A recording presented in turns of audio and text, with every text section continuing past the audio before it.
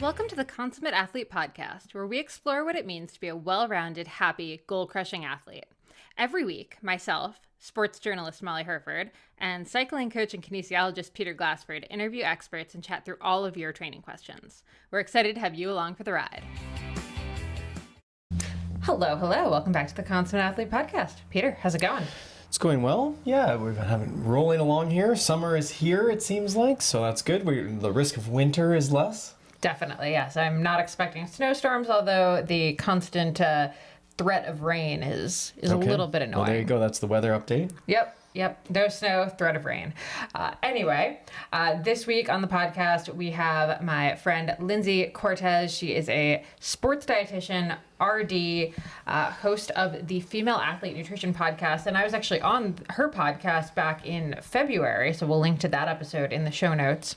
And we were talking about really sports nutrition for young girls and teens and sort of what's missing kind of along the chain, right? Like, I feel like there's kind of kid nutrition, kid sports nutrition, which is just eat snacks, drink water. And then there's adult sports nutrition, but we kind of miss talking about the teen years, right. Which can be very, very tricky, as I've learned as I've talked to more and more teen athletes. So if you want to hear more about that, definitely check out that episode I did with her.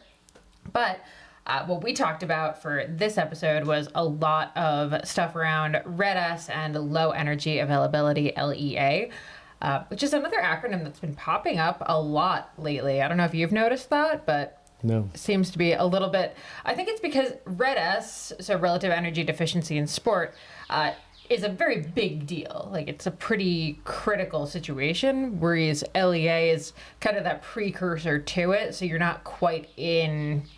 Right. I guess maybe you could go into low energy availability on a given day, and then maybe the syndrome is long term. Yeah, it's not quite as terrifying in some ways too.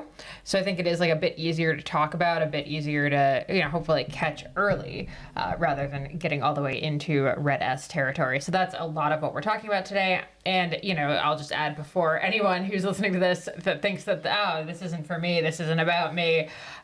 No, RED-S can absolutely happen to anyone. I mean, at any body size too. That's sort of the tricky thing. Exactly. Yeah. So this is definitely a super important episode for everybody who listens to the show. So don't count yourself out of the RED-S discussion if you're a master's man who maybe is over that like 200-pound threshold that we often hear from.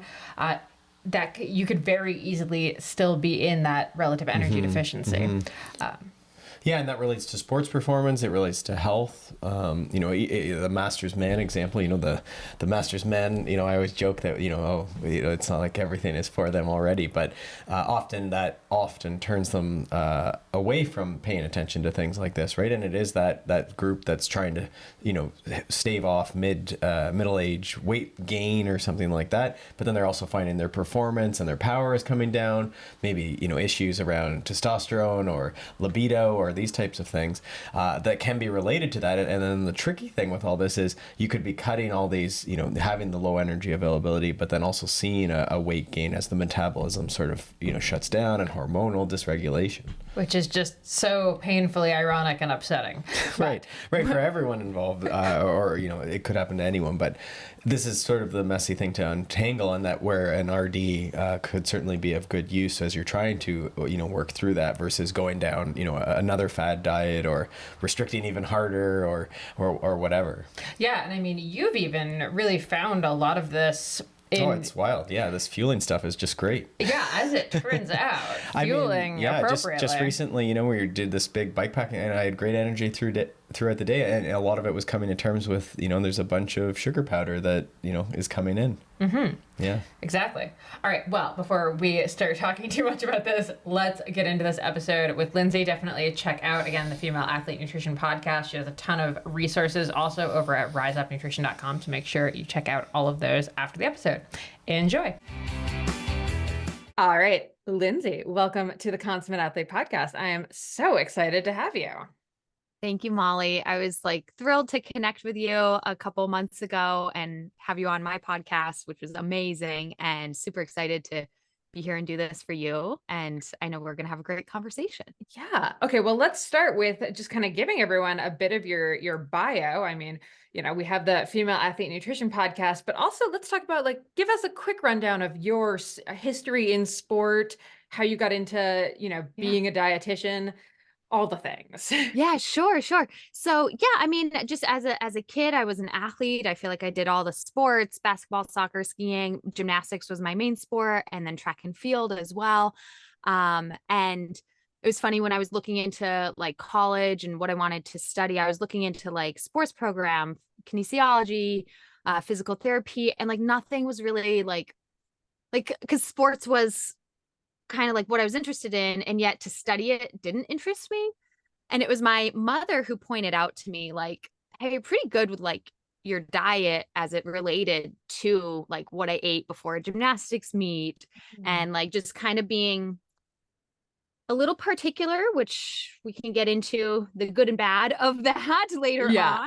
on. But like my mom was the one who noticed that I cared about fueling and putting food in my body as it pertained to my sport. And so I was like, okay, I'll try that, and studied it in college and never looked back. And I will say, as I studied it in college, there's many different routes that you can go with nutrition, medical nutrition, weight loss nutrition, like which is like a huge part of nutrition. But I was also on the track and field team at UMass Amherst, a Division I program. I was a non-scholarship athlete, but I was still there doing it. And as I was studying nutrition and being an athlete and putting in, 4 hours a day of training, I really loved how it worked together, how I could use nutrition to take care of my body, fuel my body, and lead to better performance. Um, I'm I'm still young, but years ago, sports nutrition was not as much of a field as it is now. So like yeah, it's grown. It's still not as big as people think it is when it comes to Mhm. actual like jobs and full-time positions available. But with that being said, I graduated UMass in 2011, and like frankly, all my professors at the time were like, you probably can't do sports nutrition. Like there's really no jobs in that. But I landed a spot at a master's program at Florida State, getting my master's degree in sports nutrition and becoming a dietitian. I got to do internship rotations with elite and professional athletes. And yes, my first job was clinical nutrition, but from there, I was able to carve my way into sports. I worked at the University of Georgia with their athletic programs, sports nutrition department. I worked at Florida State University with their athletes. And then I went on a little sidestep. I went on to work with the U.S. Air Force Special Operations. So not a traditional sport, but still helping their war fighters take care of their bodies for optimal performance. And then when I left that position and started doing my own thing and picking up contracting jobs. So I contracted with the military. I moved to Texas, the University of Texas, San Antonio, their athletes. And then I started my own online business called Rise Up Nutrition. Side story there, might be changing the business name, but whatever. But I know that feeling. I know that Okay. feeling so well. Yeah, I'm like people listening to this podcast years from now, I don't know. But anyways, my own business specializing in helping female athletes fuel their bodies to their highest level of performance. And to be even more specific, I really niche down in helping athletes overcome disordered eating, because throughout all those different experiences, working at the collegiate level with professional athletes, working, with contracting gigs, even working with the Air Force, my favorite clients that I worked with was helping them, when they were in a not so good spot with food, actually maybe even as an athlete, maybe under fueling or having a disordered relationship with food or too strict about their diet, which we see a lot with athletes. It's like they want that perfect optimal performance diet, but because of that, it's actually hurting them because they're too strict with it. And so my favorite clients to work with were those that I could help them overcome these disordered eating habits in order to truly fuel their bodies. And so that's what my business that I established in 2018. So we're going on 6 years, 5, 6 years now. of really specializing in that. And I did niche down to women because after working with Air Force Special Operations, I had my fill of the men. That's fair. That's fair. Back to my roots as a female. I love it. I love it. Oh, it's funny. We actually just missed each other in the Amherst area because I lived in East Hampton in 2012. So just like a click away from you there. That's Wow, so we just funny. missed each other. Yep. Yeah. Beautiful area. Oh my gosh, just the best. Yeah. Yeah, Uh, I loved it. so I love that it was really just like a casual thing from your mom that kind of kicked you down this whole road. Isn't that so funny where it's like that one, like probably just like one casual conversation and completely life-changing, game-changing, just like so Yeah. cool how that comes And about. and I think too, like as a mother myself now, though my boys are very young, but I just like, I'm like, oh yeah, that's mother's intuition. You know, she Mhm. just knew. She could point Yep. out to me, like, you got to do this. And I'm glad I Yeah. listened. Yeah.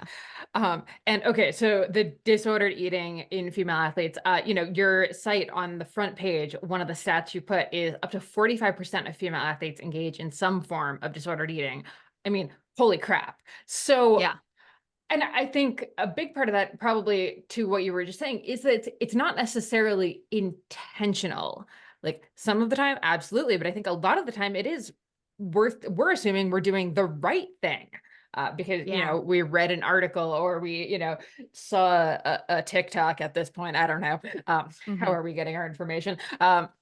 And I mean, yeah, when I was younger, there was, I think, there was that one book on sports nutrition, and I wish I could remember the author.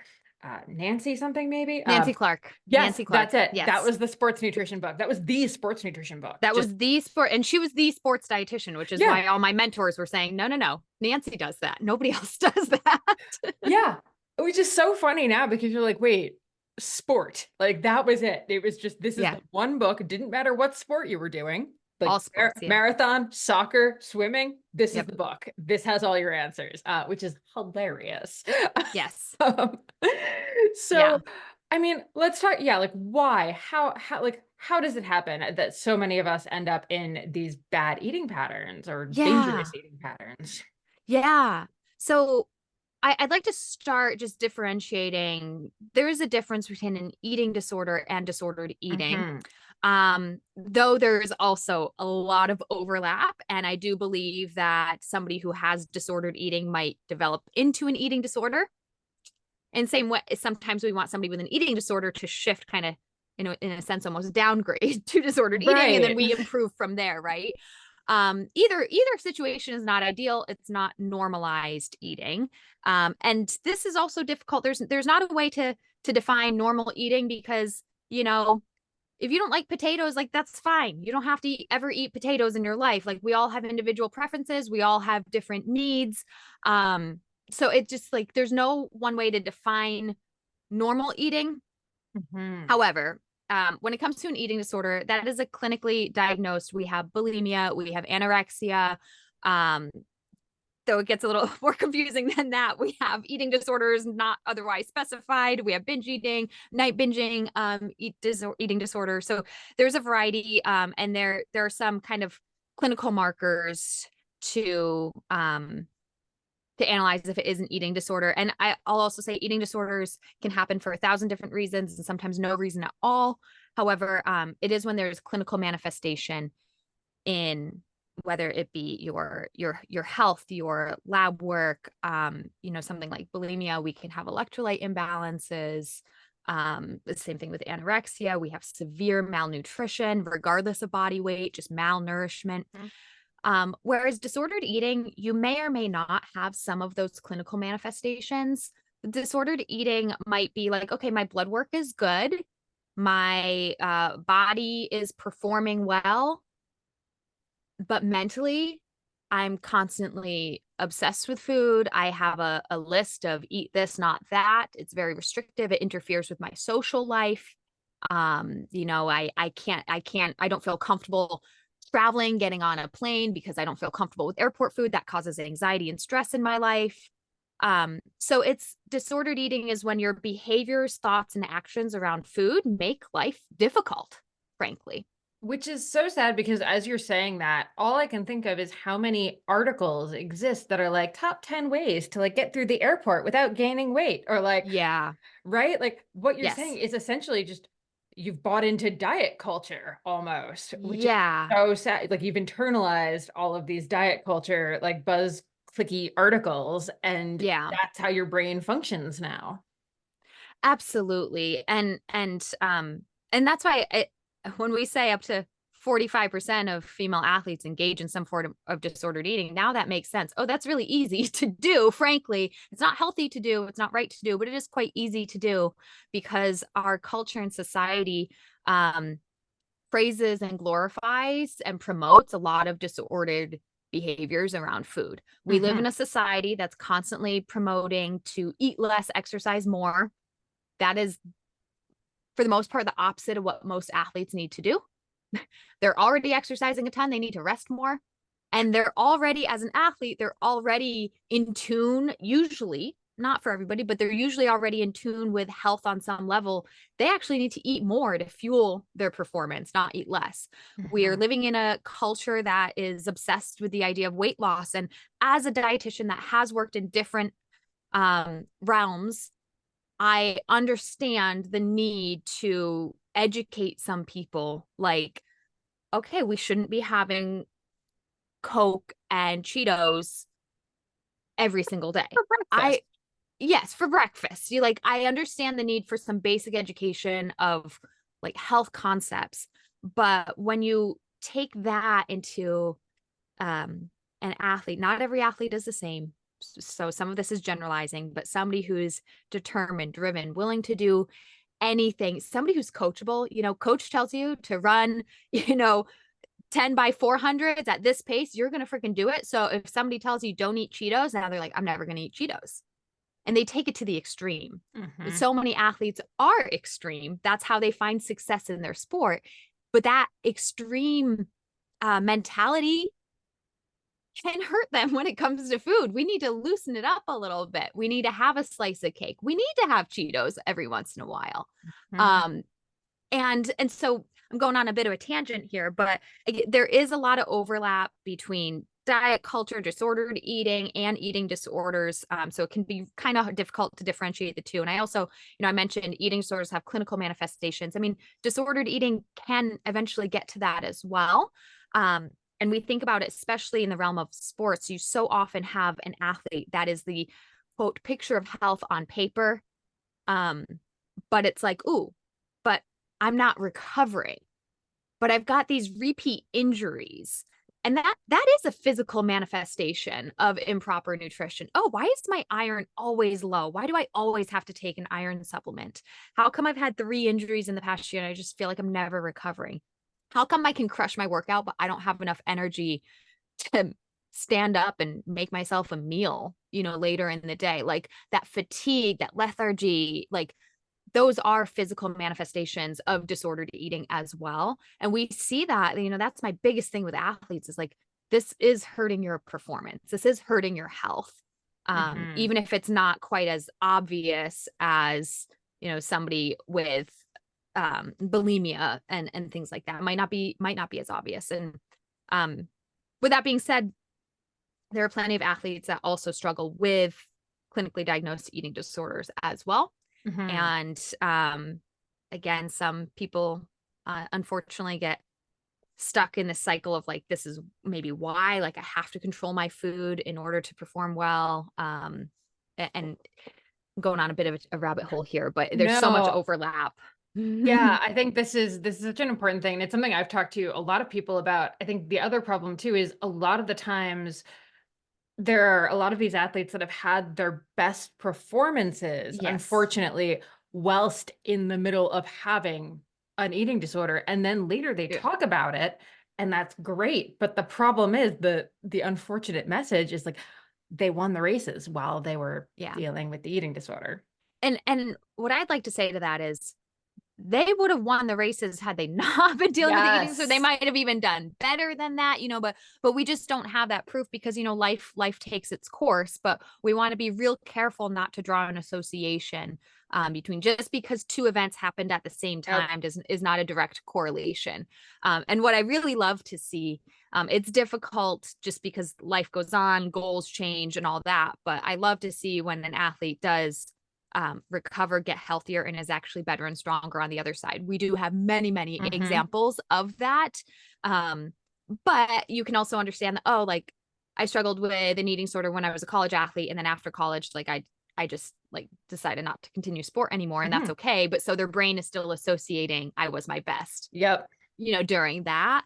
But like I said, that's not necessarily the truth. It's correlation is not causation.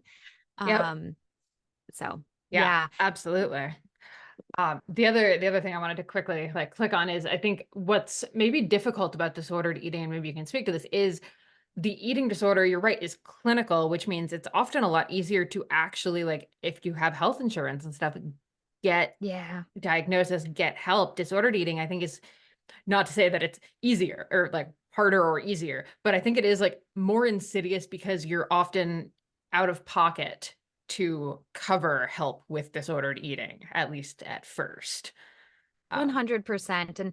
And to even acknowledge that you might need help is harder for the reasons we were saying before, of like, your coach or your family member might praise you for, oh my gosh, you're being so healthy for eating a salad. It might be part of your identity. I'm the athlete who eats salad. Like, and it becomes a lot harder to even think that you need help.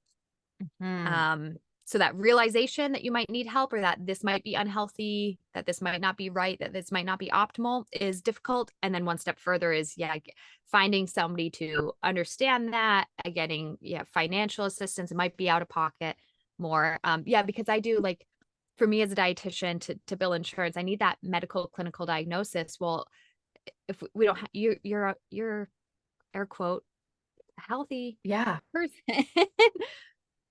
So hard. But, so I think I'm glad we're just kind of acknowledging just sort of like some of the difficulties around this. Okay, so someone comes to you, and I do want to get into RED-S and all of the signs and symptoms, but I do want to start with just like, when someone comes to you and they're, saying like, okay, I think this is me, or it's just I'm struggling with performance or recovery or whatever. Where do you even start? Because this is where I think it's tricky, is in order to figure out if someone is eating, like, quote unquote, enough, you also have to look at what they're eating, which includes some level of like measurement and counting calories, which is often counterintuitive to what we kind of like, where we kind of want to go with it. So how do you navigate that? That just seems like such a tricky thing. So yes, it really depends on each client. On how much I truly am, like, what they need, how much I'm going to truly look at their food or not. But what I do with my clients is I do a picture-based system where they just take pictures of their food, so that they don't have to measure or weigh anything. They don't need to log every bite and ingredient. They literally just take a picture of it. And I'm confident enough in my own skills that I can look at a picture and really, I'm a dietitian, right? I don't need you to calculate. This is what I got a degree for. Let me do it. Trust in that.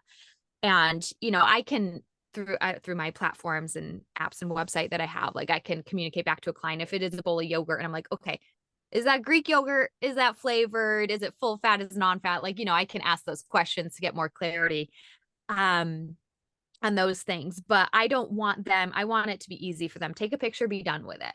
Even with that being said, taking a picture of your food all the time, that in and of itself can still become overwhelming. You might think that, somebody's judging you. You might be embarrassed. It might feel awkward when you're with family or friends.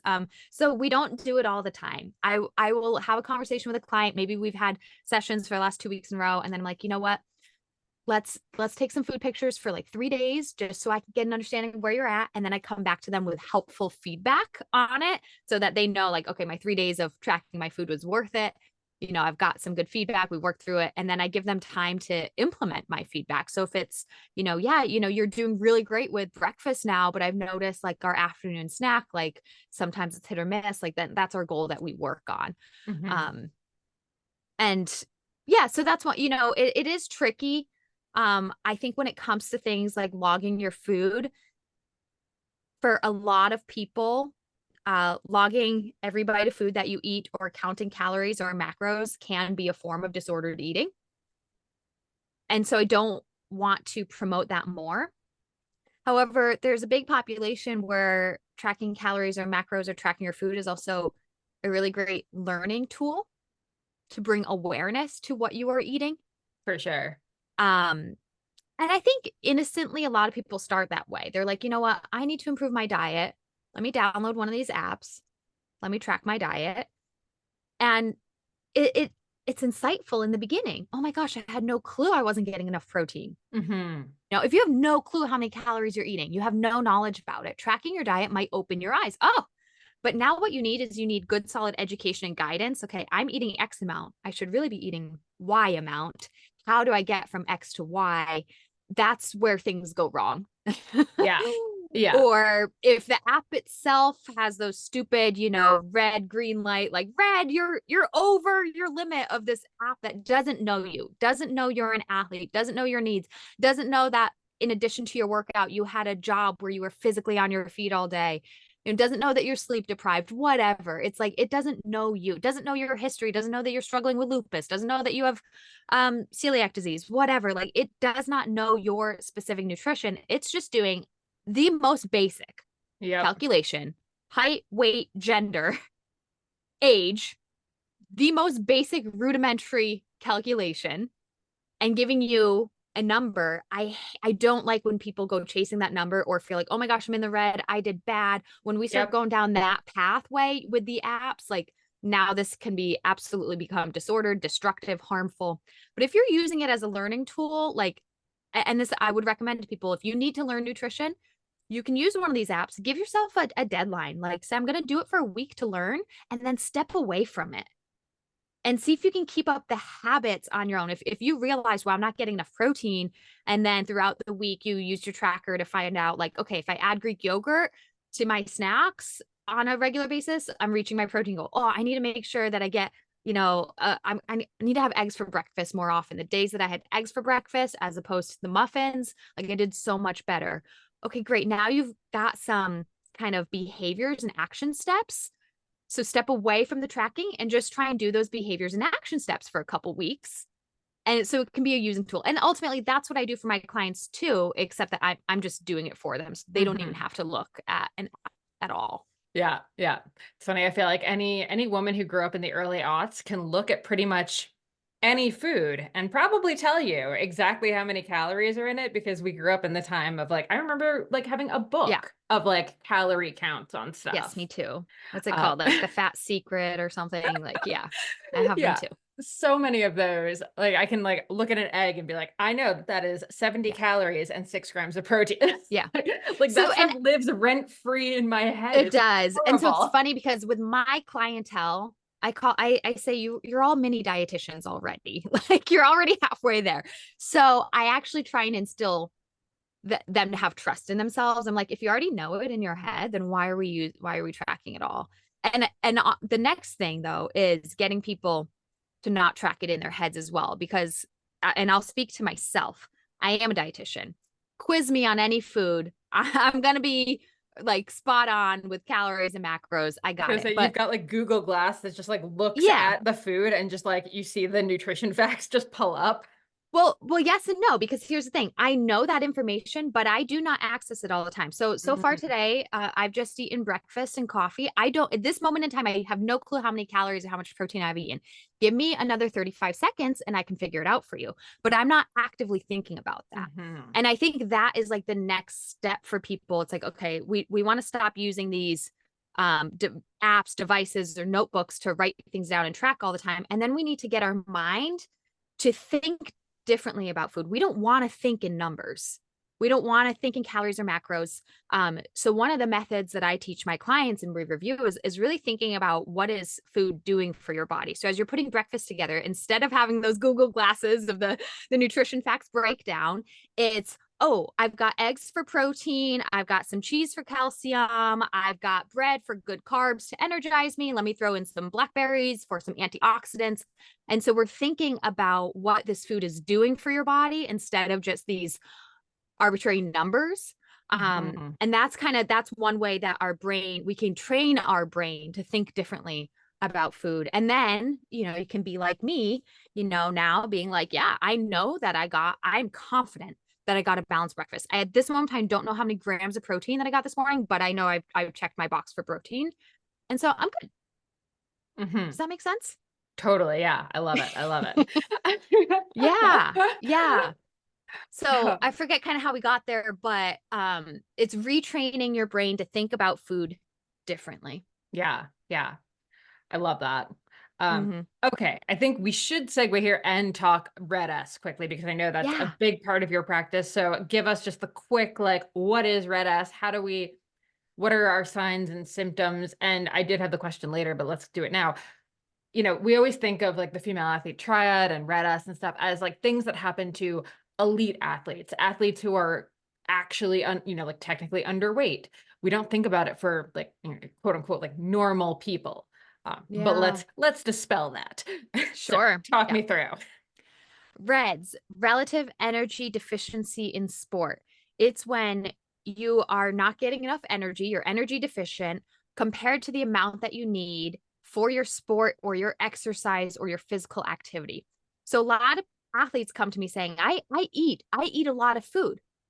Is it enough relative to your needs? So you might be thinking, oh, okay, somebody, I'm not restricting. I'm eating 3,000 calories. That's great. But if if your physical demands require 5,000, then you're still in a deficit. Mhm. So this is where kind of that, where what we see somebody doing might be different than what their body is still healthy for their body. Or what we see somebody looks like might still not be healthy for their body based on what their needs are. Mhm. Ultimately, when you are in reds of having energy deficiency compared to your physical needs, a variety of symptoms can start happening. Um, the first thing we can say is like we can have low energy, decreased performance, poor recovery, more injuries, lack of clarity and focus, impaired judgment. So we actually have some cognitive declines. Um, and then it goes, the longer this goes on, the deeper it gets. Okay, I'm not recovering well, and I'm actually having repeat injuries, and my bones aren't healing well. Now I've got bone mineral density issues. Now I've got bone fractures going on because my bones are not developing enough. Now my hormones are all out of whack. It can start with thyroid getting screwed up and then lead to estrogen, testosterone. Now I have amenorrhea. And that leads into the not recovering piece, not being strong. Endocrine dysfunction, once hormones are screwed up, it just Yeah. keeps on going. It keeps on going with issues. Vitamin D, iron is low. We've got nutrient depletion, nutrient malabsorption. So it kind of GI issues is a big one here.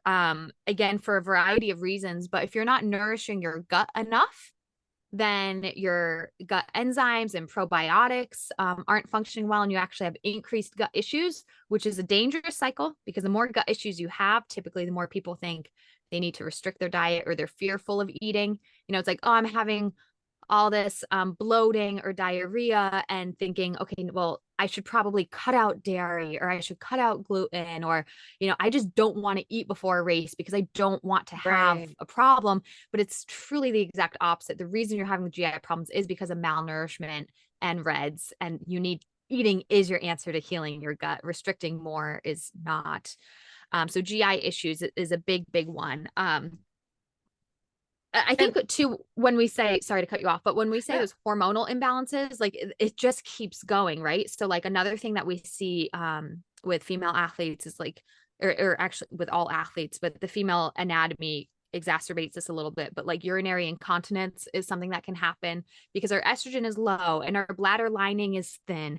And then we're also maybe not nourishing right. Our body's not holding on to hydration as good. Our electrolytes are a little wonky. So just like urinary incontinence, feeling like you have to pee all the time is something that absolutely happens in reds. What? That is new information to me. Sleep Mind blown. disturbances. Yes, sleep disturbances are another one. And maybe it's because we're not nourished. It's because we're getting up to pee all the time. It's because we've got anxiety, because we're not thinking clearly. And again, it's because our hormones are out of whack. So, there's a lot of things like reds can start to impact you maybe after just a month of being in reds. But then I'd say, okay, well, we can turn this around real quickly. If you've been in reds for 3 to 6 months, you're probably feeling it, but we can turn it around. When you've been in reds for quite some time, you've got those deep hormonal imbalances, we can turn it around, but it can also be tricky to uncover because you might be targeting like, oh, doctor put me on thyroid medication because my thyroid screwed up and I'm working on pelvic floor exercises for my urinary incontinence. Like, great, these are all helpful things, but the root problem here is reds that we need to heal. Yeah. And actually what I was going to say is, so it is possible for someone to be in this for years without actually like getting help and just kind of assuming like, oh, my gut's just weird, or like, yeah, I'm just feeling a little tired. But we're all feeling tired. We're endurance athletes. Right. Absolutely. Yeah. And I think it's truly when somebody's healed that they feel that difference of like, just like, oh, I'm tired from my workout, but I'm not tired in everything in life. Yeah. Oh, I haven't had an injury in 6 months. That's amazing. Oh, I actually am improving. My training, I'm not just like stagnant. I'm actually improving in my training. And yeah, ultimately too, reds can happen to anybody. I do work with many high level athletes, elite athletes and Olympians that it has happened to. But frankly, to get to that level, although I want to debunk the idea that disordered eating and eating disorders doesn't exist in high level athletics, because it does. But for the most part, you got to be well nourished and you got to be fueling well. You got to be strong to make it to that level and to stay at that level. So most of your professional athletes, the majority of them, are going to be doing pretty darn well with their fueling and taking care of their bodies. And they hopefully also have a decent support system of dietitians and trainers, and maybe even some of them have chefs and stuff like that, right? It's actually the sub elite, the collegiate, the completely recreational athlete, or maybe even the athlete who doesn't identify as an athlete. Maybe they picked up sport as a hobby. Maybe they picked up sport to lose weight or to truly, like, in the most innocent of ways, like get healthier. Like, oh, I want to start taking care of my health. They start doing a couch to 5K. And then they're like, I love this. I'm going to sign up for a half marathon. I love that. I'm going to do a full marathon. But they're still stuck in like the mindset that they're not an 1,500 athlete. calories a day mode. Yeah. Yeah. And that's actually what I've seen. I've had so many clients come to me who are literally like, oh yeah, like I did an Ironman, but like I'm not an athlete. I'm like, what are you talking about? It's because wild. Yeah. their identity isn't there, and maybe they got into it, for different reasons, and they're the ones that are thinking like, that, oh, I'm eating 2,000 calories, that must be too much. And I'm like, oh my gosh, no way. Yeah. Because I mean, I think we talked about this when I was on your podcast, like how many of us have gotten the advice in our life from someone where it's, oh, women, 1,800 calories a day is our max, or like, oh, you should go like 800 one day and then 1,500 the next for some kicky fun. And you're like, wait a second, what? Yeah. It's bad. And I also do want to say too, with reds, we know that it is an energy deficient state compared to your body's needs. And ultimately that means that you're under fueling compared to your body's needs. And something I'm nervous about is that this is just my perception. I'm really glad about the conversation around reds, because I think it's taken away some stereotypes and it's opened up the conversation. But where I see it heading now is just as a replacement term for anorexia. And it's not, because I've had so many clients come to me that say, I can't be in reds because I'm not underweight. And I'm like, that's not what this is. That was actually like, one of the questions I had here is, where does like your weight come into this? Because as you're talking through all this stuff, the assumption, as you're saying, like all of these things are disrupted, the assumption is that like, oh, well, if all of those things are disrupted, naturally you would Yeah. be skeletally skinny by the time Right. that happens and, be But down to like right. 2% body fat. Right. Um, But that's not true. It's not true because what happens is your body is trying to save and protect itself. And sometimes people in red start gaining weight because their yes. hormones are like, you're not giving me enough food every bite that you put in my body. I'm going to save and store because I know that tomorrow you're going to put me through this crazy 3-hour workout. And I don't like that. So I'm going to store everything just in Mhm. case. And so yeah, that's something I'm very nervous about, people just using the term to just assume it's another version of being underweight or a certain thin body type or something. This can happen to anybody, to any weight, to any gender, to any sex, to any athlete in any sport. I've seen it happen in running. I've seen it happen in golf. I've seen it happen to special operations men. I've seen it happen to 12-year-old preteen girls. Mhm. So it's all across the spectrum. And it just comes to knowing what your body needs and respecting what your body needs, regardless of body size, weight, shape, gender, race, all that. 100%. Yeah. Oh, I love it. I love it. And I mean, the reality though is like when you are starting to work with someone who is in this place, it can be really scary to suddenly be told to like eat more.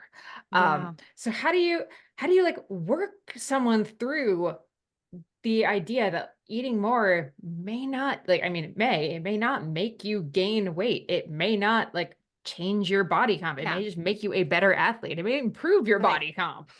Right. And it may or it may not. So what I do is I just have to have a completely non-weight focused practice and lifestyle. I Mhm. don't I don't focus on weight for my clients. I don't focus on weight for myself. We just don't focus on weight. I don't care what your weight is. I Mhm. don't. And I want to look at how you're feeling and your symptoms. I have a client right now who unfortunately her parents are stuck on the weight piece. I mean, I had to educate her parents with like actual studies and research as to why continuing to focus on the weight is only harming her and perpetuating the problem.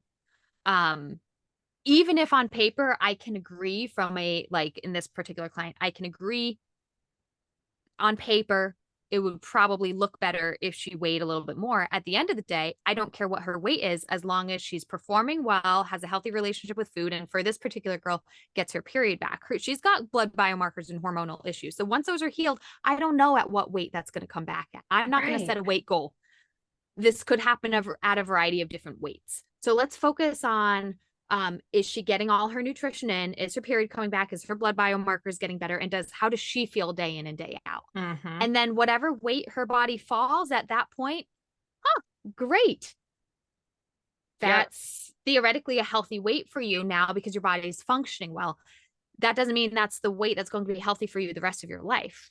And that's the other reason I don't like to set weight goals at all, because what's a healthy weight for you now might not be in 2 years. Yep. No, and so it is tricky. I don't want to, as a practitioner, I collect that information and it's 1 out of 100 different pieces of information that I'm evaluating. But I Mhm. feel like unfortunately our society, like people put that on a pedestal as if Oh that's yeah. the most important thing, and it's not. It is by far not the most important thing. It's, I would say, one of the least important things. It's not that I completely ignore it, but I do very little with it. Yeah. I do very little with it. So I Yeah. don't talk about it with my clients. They bring up weight and I'm like, I don't care. Yeah. What's definitely hard about it is in cycling, all of these online platforms now, they're all like power to weight based as far as, how Yeah. you're training on them, which it like, I mean, we don't own a scale. Like I refuse to like engage with a scale because I know myself. But it's very upsetting to me that there are now millions of people that literally have to weigh in order to race on these platforms or even ride on them. Yeah. And put the number in. Like, were I to do it, I literally would have to have like Peter look at the scale for me and type it in because I just Okay. don't want to see it because I know that me with any number is never going to be a good thing. Like, Yeah. Yeah, it is unfortunate. And again, that's where I think when as a practitioner, when I'm working with a client, I'm like, okay, let me deal with that. Like even, when it comes to nutrition, we do have weight-based calculations. Like if you're an endurance athlete versus a strength athlete, how many grams per kilogram of your body weight of Hmm. carbohydrate do you need for your workout? So, but like, I'm like, the difference of 5 pounds is nothing to me. Like if we can Yeah. just estimate I was your gonna weight, say, like I'm good enough, close enough. I can ballpark Um, the kilograms I need. Like yeah, let's that. ballpark it because at the end of the day, your diet's going to be ballparking it too. Like we started this conversation, I don't need us to weigh and measure every exact thing. Like, did you have 130 grams of carbs today or did you have 140? Basically the same thing. By the way, it's not enough. So let's get that way up there because like either way, we're in the ballpark of that's far too few Yep, carbohydrates. yep. Oh my gosh, I love it. I love it. Okay, the other thing I did want to come back to that you just mentioned here casually is the getting your period back as like one of the, markers of hormonal health. So I'm going to throw a monkey wrench in this. How do you work with clients who are on hormonal birth control? Because this is a Yeah, yeah, yeah. huge percentage of Yeah. women. Like this is, Yeah. I've talked about it on this podcast. I have an IUD. I don't get a Yeah. period. I have That's no okay. idea. Yeah.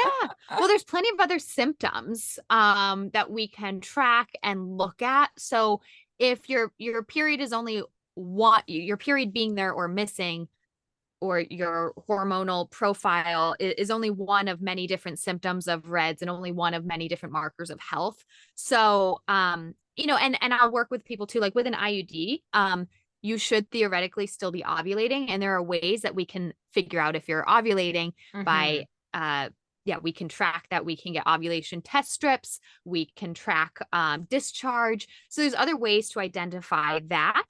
Um, but if somebody's happy on a hormonal birth control, like continue to that. But if somebody's like, I don't even like that I'm on this, then we might trial getting off of it and getting more in tune with their natural body and cycle. Mhm. If there is one, if there isn't one, then we're going to work towards that.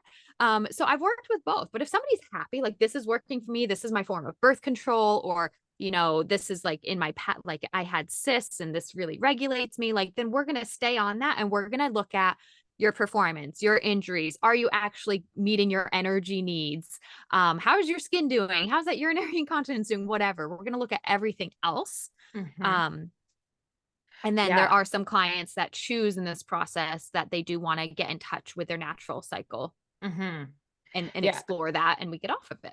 Yeah. No, I love that we've talked about so many of the different signs and symptoms because I think we really do get fixated on like, yeah, am I getting my period? Am I this weight? Am I, it's Yeah, this like very like black and white yes or no thing and it's so much more nuanced than that. So I'm it so is. glad And we're And going back to you mentioned the female athlete triad earlier.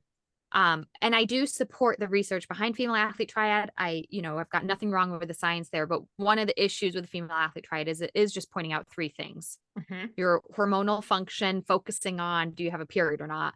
And then your bone mineral density, and then are you eating enough? And those are three things when Red S is encapsulating a lot more than that. And because a lot of people will rule out, well, I have my period and my bone density is fine. So I must be fine.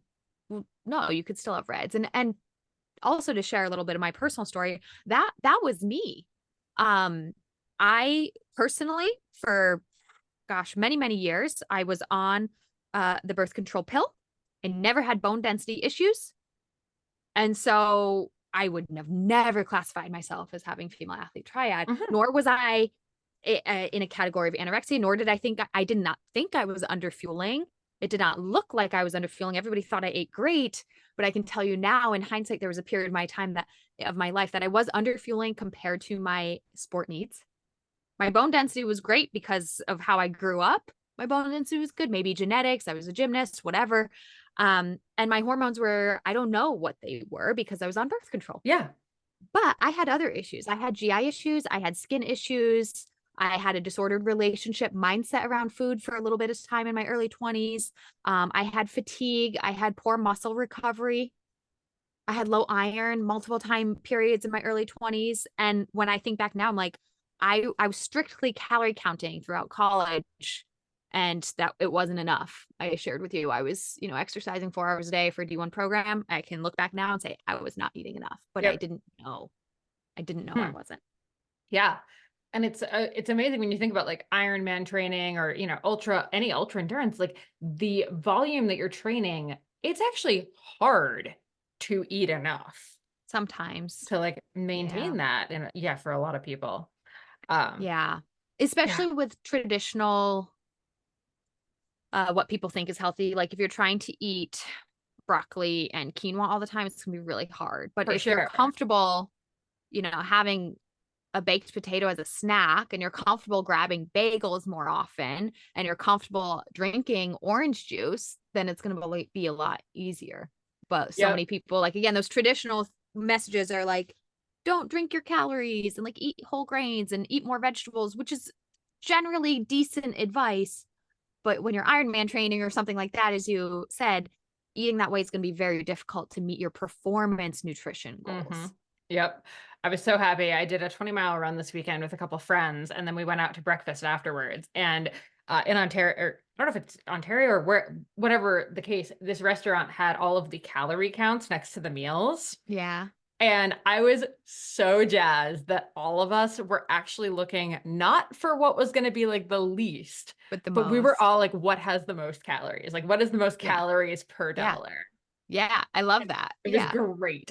Like, I'm You so glad fuel we're up. all aligned Yeah. on this. I love that too. It was fantastic. Um, Yeah. Now, okay, before we're like getting close to time here, but I do want to just ask No. this question. I know we might have to do a second one because this is such great information, and I do want to touch on this because I know there are a lot of people listening to this that they've come into endurance sport because they wanted to lose weight. Like that is a normal reason for people to get Yeah. into running, get into cycling, Yeah. get into triathlon. So like I never want to alienate those people and make it seem like we're, talking to just people who like have no issues with this. People Yeah. do get into this because of weight loss. So Yeah. if you are someone who wants to lose weight through sport, like is it possible to engage in healthy weight loss while training? And then B, like, what are the like no-nos around this and Yeah. things to keep in mind while you're on this journey? Sure. So yeah, I'm not anti-weight loss, nor am I anti-weight gain, just to throw it out there. I Mhm. want people to fuel and nourish their bodies to be healthy and feel good and be strong and do what they want in their life. And if they are healthier and feel better and they're more energized with weight loss, there is a healthy way to do that.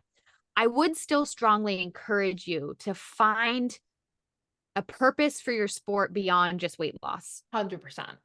So, make sure, because look, if you're forcing yourself to run to lose weight and you hate running, like go do a Zumba class instead. Like there's other ways to get moving and be physically active. And that ultimately is the goal. So make sure that you are getting benefits out of the sport that you are engaging in, whether it be alone time or like getting outside, or maybe it's a social activity or the fact that you get to listen to music or podcasts, like whatever form of movement you are choosing, make sure that you have it and more reasons for doing it than just for weight loss, because that won't be enough. It just won't be enough. You will resent it and it won't last. 100%. Um, and then from there, I think if you have that mindset shift, you can start to think, well, how do I take care of my body to do this? So, okay, I'd love to lose weight, but I have noticed that if I go out for a run without eating breakfast, like the run's pretty crappy. Okay, then take care of yourself. Take care of your body. How can you take care of your body? I'm going to eat breakfast. What's a breakfast that's going to make me feel good on my run? Is it going to be the soda and Cheetos? No, that's not going to make you feel good on your run. But maybe a bagel with a slice of cheese and an egg and some berries does make you feel good when you go out for a run. Great. So now we've just taken care of our nutrition and we've had a great run and we're feeling good about both things. And that's ultimately too, like, if you want to lose weight, it comes down to, I think, respecting your body's needs. And so does that mean extreme restriction? No. Does that mean fasting? No. Does that mean keto diet? I'm sorry, but no, that's not respecting your body's needs. Your body does need a variety of nutrients, carbohydrates, proteins, fats, vitamins, minerals. It does function best when you eat in different increments throughout the day. I mean, for some people, that's just eating 3 times a day. For some people, it's eating 6 times. But we do know through research that longer fasts and like only eating one meal a day is not ideal for blood sugar regulation, insulin response. So it's like, okay, like put yourself on some sort of, I'm not saying strict regimen, but like eat 3 meals a day. And now within that meal, did I get a variety of nutrients? Was it just a plate full of just carbs, or did I make an effort to put some spinach on that plate and put some protein on that plate?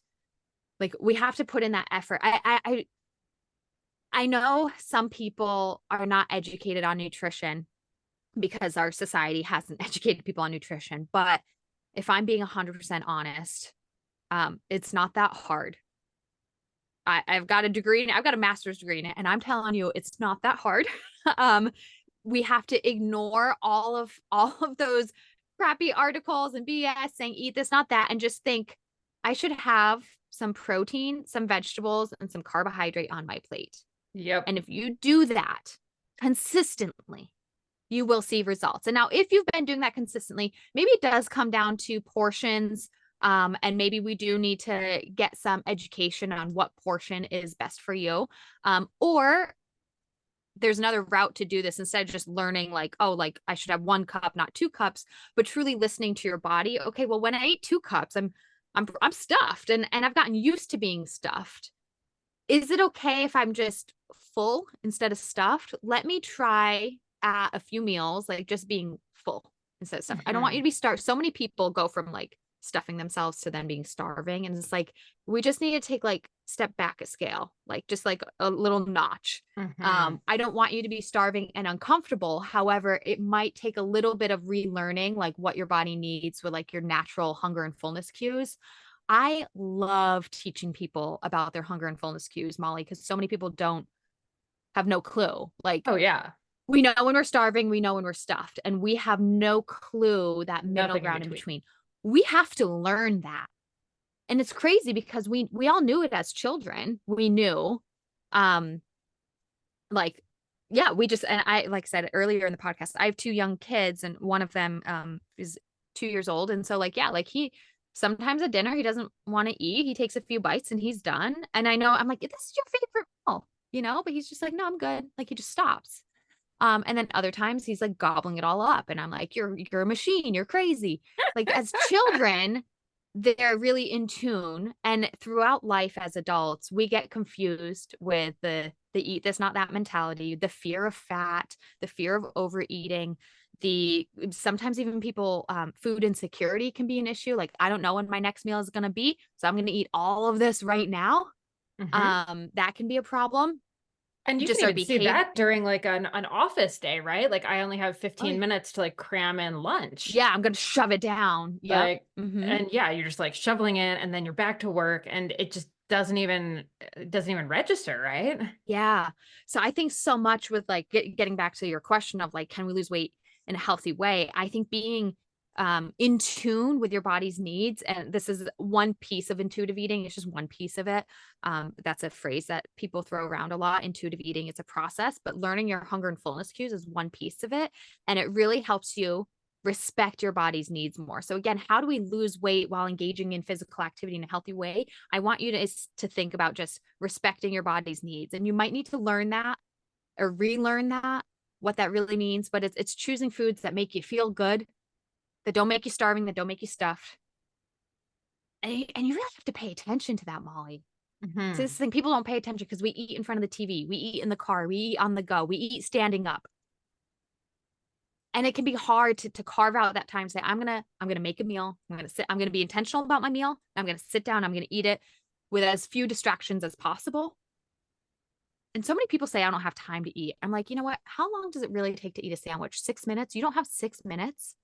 Yeah. It really doesn't take that long. But if you could just sit down for 6 minutes and beyond just your physical health or nutritional health, I think your mental health would be so improved. Gosh, yes. If you could just sit down for 6 minutes, like a meal does not need to be this hour-long process, though if you have the luxury to do that, it is splendid. But like give yourself that opportunity to listen to your body and respect your body, and you will learn what it needs. And this might sound really, really vague to some people, but it is the key. No, I think that's such a good starting point for sure. I love that.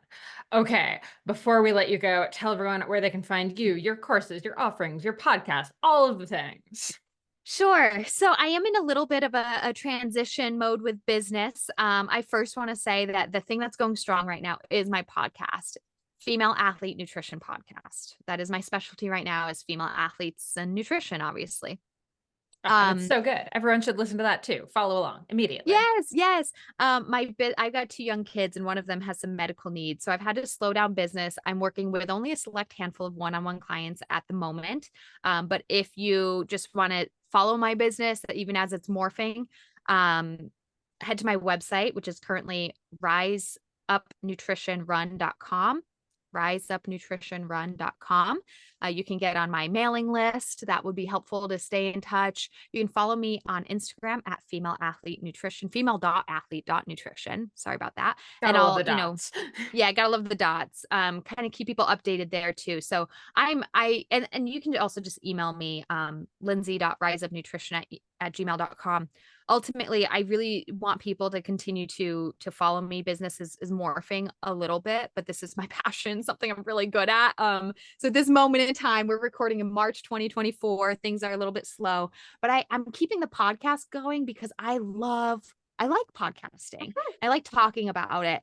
And it's just such a good way to get content out there that I think is meaningful, like meaningful conversations instead of just like a little Instagram post. That nothing's wrong with that, but sometimes we don't get to talk through it, Could not agree more. Especially, I mean, honestly, especially with nutrition, where so much can get lost in a 60-second in a post. Yeah, exactly. So, what I'm doing right now, I'm keeping up the podcast. If you are interested in one-on-one work, please, shoot me an email and we'll see if it works out with, us and my lifestyle right now. I am doing team-based or presentation-based things. So I have a couple contracts with some teams and universities. I present to a collegiate track and field and cross-country team like twice a semester, so we can arrange team-based things. I do have an online course all about female athlete nutrition, and it was intended to be 12 weeks, or it's 12 modules, and each module dives into like really helpful fundamentals of fueling as a female athlete, like a module about carbohydrates, a module about your menstrual cycle, a module about intuitive eating, a module about pre and post workout nutrition, module about hydration. So it's all specific to female athletes, and so you can sign up for that whenever. It's all online, and it's information for you to keep forever. And there's like recipes in there. There's little homework challenges for you to do like on your own to help you implement. It's not just like here's information. It's here's information. Here's how to implement it into your life. Love it. That sounds like a great place for people to start for sure. Yeah. So the online course, tune into the podcast and stay tuned. Perfect. Lindsay, thank you so much for taking the time. This has been same as when we first talked on your podcast. So much fun. Oh my gosh. Yeah. Thank you, Molly. Thank you for all you do. And it was really fun to chat with you. Thanks so much for tuning into the Consummate Athlete podcast. If you want to hear more training, racing, and endurance sport advice, make sure you subscribe to the podcast and leave us a rating and review. You can also subscribe to our newsletter at consummateathlete.com for a weekly dose of inspiration and advice straight to your inbox.